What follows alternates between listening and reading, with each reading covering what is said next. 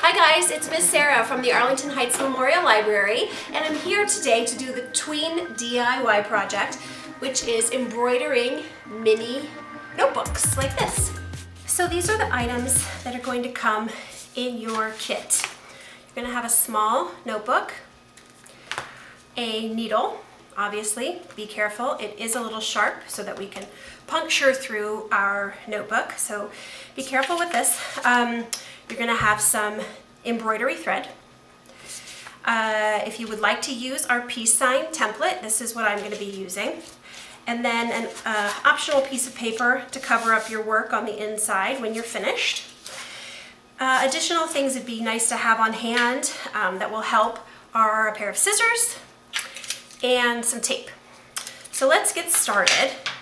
I'm going to use my tape and I'm going to tape down my template.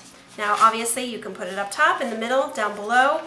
All depends if you'd like to add something additional on there or what you'd like to do. I might just add mine right in the front there. And what I'm going to do is I'm going to take my needle and I didn't mention this, but another thing that'll be nice to have on hand is some kind of protector for the needle. So obviously I don't want to carve a peace sign into my dining table.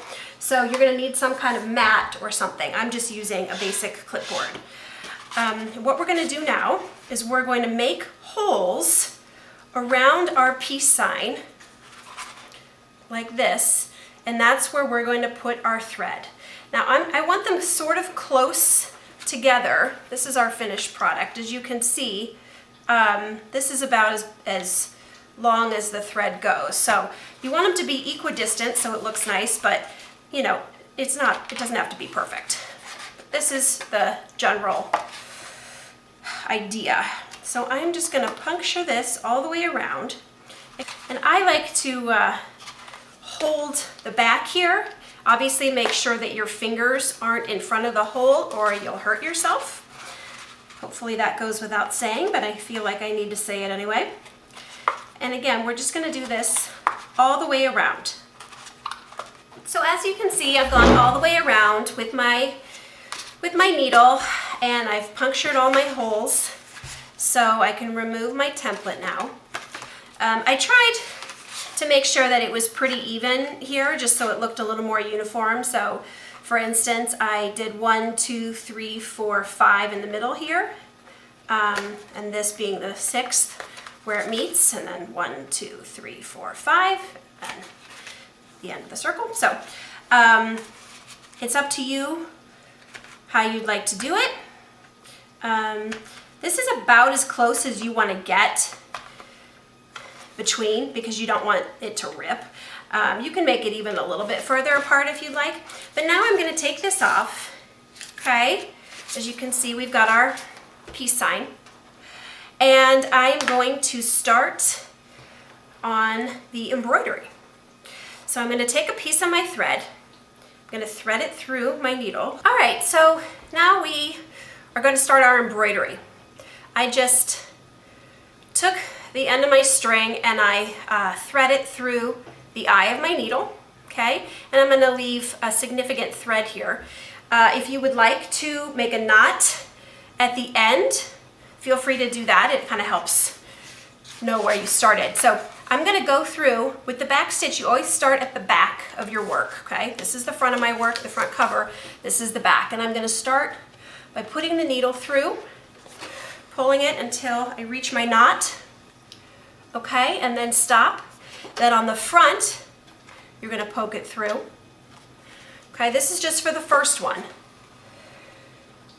Now, this is what makes it the back stitch. I'm going to go forward again here, okay? But on the front of my book, I'm going to go back to the hole before, okay?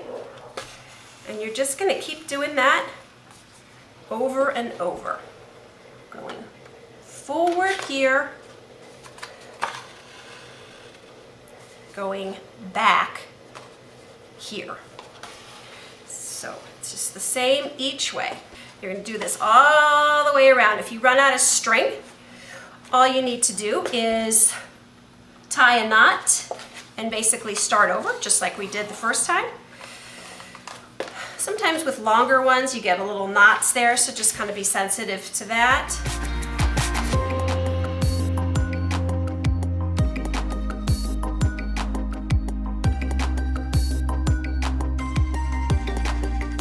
It's actually kind of tidy back here as well, as you can see. Sometimes, I'm not the world's greatest embroiderer, but sometimes it can get kind of messy back here. So if you'd like, when you're finished with all of your threading, I've included a piece of scrap paper, and you can always cover up your backside with, you know, a little glue, a little rubber cement, even some tape if you want, if you don't want to see the mess, just like that, and cover that up, okay? So my circle is finished. And I just tucked my needle under here to get an end and snipped that off. I'll clean this up at the end, but now I want to go in and do my lines. So I just am taking a new piece of thread, okay, and same thing, thread it through the eye of your needle and leave a tail. So that you don't have to worry about constantly rethreading. Okay, so once again, we're gonna do the back stitch. The back stitch, the reason I chose this one is, as you can see, it gives like the most consistent line. There are obviously lots of different kinds of embroidery, but you know, if you do find yourself struggling, there's like a million videos on on YouTube or the internet that'll show you how to do the back stitch. So once again, back stitch, I'm gonna start by going through the back, okay? I'm gonna use this same point that I started in before to start this line here. So I'm going back, okay?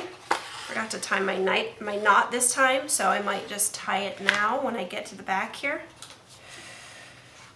just so that I don't have to worry about that coming through. Again, I'll clean it up at the end, but I'm just tying a knot right there. And I'm gonna pull until I reach my knot. Okay? So now I have one stitch through, starting in the back, flipping it to the front. Remember, this is just the starter stitch. Come forward.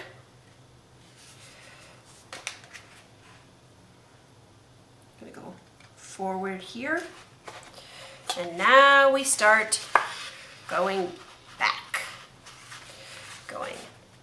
to the hole in front of it. Oops, got caught. Boop.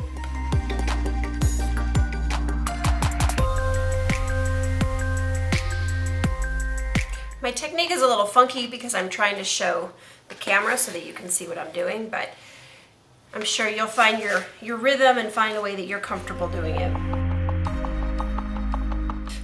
Now, I easily could have gone with a shorter piece of thread here to make this detail easier, since I'm right in the middle of my work.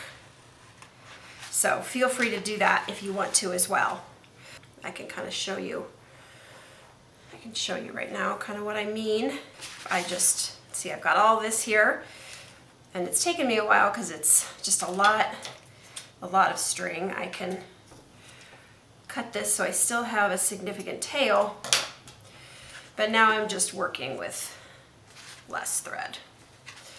So sometimes that helps because you can get going at a faster pace, at a faster lick. Just keep going like that. So as you can see, I'm almost all the way around.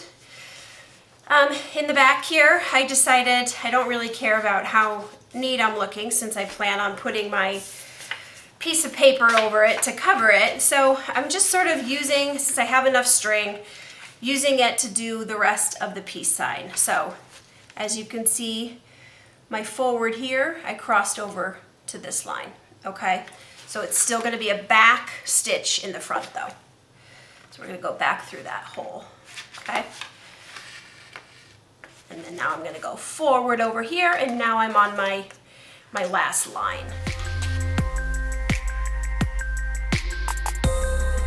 All right, look at that, we're almost done. Got 2 more backs to go. One, going right through this one again.